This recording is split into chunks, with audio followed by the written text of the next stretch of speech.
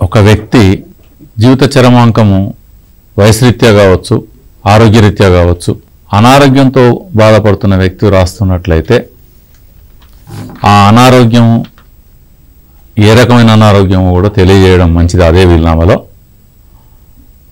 అదేవిధంగా వయసురీత్యా అనుకోండి, అతని వయసును ఎట్లాగూ అందులో పొందుపరుస్తారు.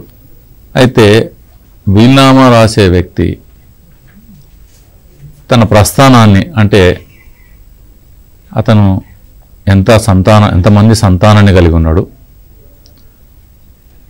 పురుషుడు రాస్తున్నట్టయితే అతనికి భార్య ఉన్నదా, తల్లిదండ్రులు జీవించి ఉన్నారా, సంతానంలో అందరు జీవించి ఉన్నారా, ఎవరైనా చనిపోయారా,